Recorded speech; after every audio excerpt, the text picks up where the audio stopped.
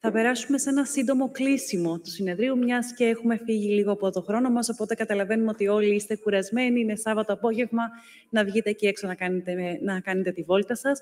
Θα ξεκινήσω κάπως αντίστροφα. Θα ξεκινήσω από το τελευταίο τραπέζι, καθώς και λόγω ειδικότητας νιώθω μια βαθιά ευγνωμοσύνη και μια βαθιά χαρά για αυτό το τραπέζι που υπήρξε τώρα στο τέλος, γιατί υπήρχαν όλες οι ειδικότητες που ασχολούνται με την ψυχοογκολογία. Και ήταν σαν να βλέπω μπροστά μου ένα όνειρο που γίνεται πραγματικότητα, καθώς είχαμε εκπροσώπηση από την πολιτεία με τον κύριο Λιάπη, ο οποίος άκουσε πολύ προσεκτικά και ελπίζουμε να άκουσε πολύ προσεκτικά τα θέματα που αφορούν την ψυχοογκολογία και την αναγκαιότητα της ενσωμάτωσης δομών ψυχοογκολογίας στο Εθνικό Σύστημα Υγείας. Κρίνεται απαραίτητα, νομίζω, η εξαιρετική παρουσίαση του κυρίου Καραδήμα με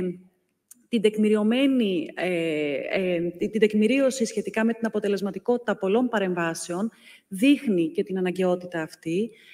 Η ζωή, όπως πάντα, μας καθήλωσε με την εξήγηση το πόσο χρήσιμη είναι τελικά η ψυχοφαρμακολογία και πόσο έχει νόημα να αντιμετωπίσουμε μύθους και προκαταλήψεις όταν αφορά τη χρήση και την αξιοποίηση. Έχει βαριά ιστορία η ψυχοφαρμακολογία πίσω της, οπότε εδώ χρειάζεται να κάνουμε διάφορες παρεμβάσεις. Θα επανέλθουμε σίγουρα στο Υπουργείο. Αυτό είναι κάτι που είμαι σίγουρη ότι η κυρία Μιχαλοπούλου, και να θέλουμε να το αφήσουμε, δεν θα μας αφήσει εκείνη να το κάνουμε. Όπως επίσης και το γεγονός ότι νομίζω ότι μέσα από αυτό το συνέδριο βγαίνουμε κάπως όλοι πιο δυνατοί. Γενικό κοινό που ενημερώθηκε για τη σημασία του προσυμπτωματικού ελέγχου, μιλήσαμε για το πρόγραμμα Φόβη Γεννηματά, το ότι ναι, τρέχει, είναι εξαιρετικό, είμαστε πολύ χαρούμενες που και η Ελλάδα έχει πια ένα επίσημο πρόγραμμα προσυμπτωματικού ελέγχου για τον καρκίνο του μαστού και την ίδια στιγμή χρειάζεται να γίνονται πολλές βελτιώσεις σε αυτό, ώστε να είμαστε σίγουρες ότι οι γυναίκες του γενικού πληθυσμού εκεί έξω όντως παίρνουν μέρος σε ένα πολύ αποτελεσματικό και ένα πολύ αξιοποιήσιμο πρόγραμμα προσυμπτωματικού ελέγχου και να πετύχουμε εκείνα τα ποσοστά που βλέπουμε στις βόρειες χώρες, 60-70% που φαίνεται να είναι το μεγαλύτερο που υπάρχει αυτή τη στιγμή.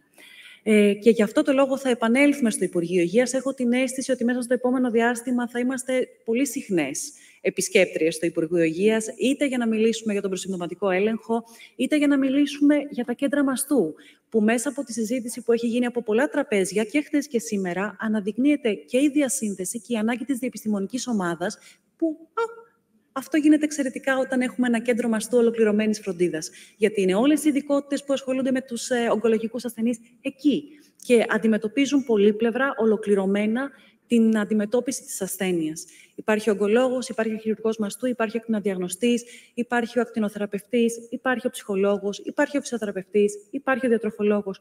Όλοι εκεί, για να αντιμετωπίσουν πολύπλευρα την νόσο. Άρα τα κέντρα μαστού για μας, αυτή τη στιγμή, θα το πω ότι είναι στο κέντρο της σταυροφορίας μας. Γιατί νιώθουμε κάποιες φορές σαν σταυροφόροι, που χρειάζεται να πάμε για να αντιμετωπίσουμε και να παλέψουμε για αυτό το οποίο χρειάζεται να έχουμε και στην Ελλάδα. Γιατί ο στόχος μας παραμένει ένας. Δεν έχουμε καμία διάθεση ούτε να συγκρουστούμε, ούτε να θεωρηθούμε ότι κάνουμε οποιοδήποτε είδους αντιπολίτευση. Ο στόχος μας είναι να καταφέρουμε μαζί με την πολιτεία και την επιστημονική ιατρική κοινότητα να μειώσουμε τα ποσοστά θνησιμότητας στη χώρα μας, που παραμένουν υψηλά σε σύγκριση με τις υπόλοιπες ευρωπαϊκές χώρες στο βορρά και στο νότο. Γιατί αυτό είναι πολύ αισιόδοξο και χρειάζεται να κοιτάμε εκεί που θέλουμε να πάμε, αλλιώς θα πάμε εκεί που κοιτάμε. Και αυτό δεν το θέλουμε. Ταυτόχρονα, μιλήσαμε σήμερα και κάναμε εκείνο το εξαιρετικό τραπέζι για τη βελτίωση της ποιότητας ζωής και τη διαχείριση των παρενεργειών από πολλές απόψεις και έχουμε πολλά πράγματα να πούμε ακόμη και να συζητήσουμε. Υποσχόμαστε ότι στο επόμενο συνέδριο, μετά από 2 χρόνια, θα είμαστε πάλι εδώ να συζητήσουμε για αυτά και να σας πει για άλλη μια φορά η κυρία Μιχαλοπούλου, όπως έκανε και χτες, τι έχουν γίνει μέσα σε αυτά τα 2 χρόνια και ποια είναι τα βήματα που έχουμε κάνει, γιατί έχουμε κάνει βήματα. Γιατί ναι, υπάρχουν πολλά θετικά πράγματα που συμβαίνουν στην Ελλάδα αυτή τη στιγμή για το καρκίνο του μαστού.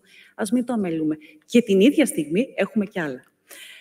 Να σας ευχαριστήσω όλες και όλους που ήσασταν εδώ.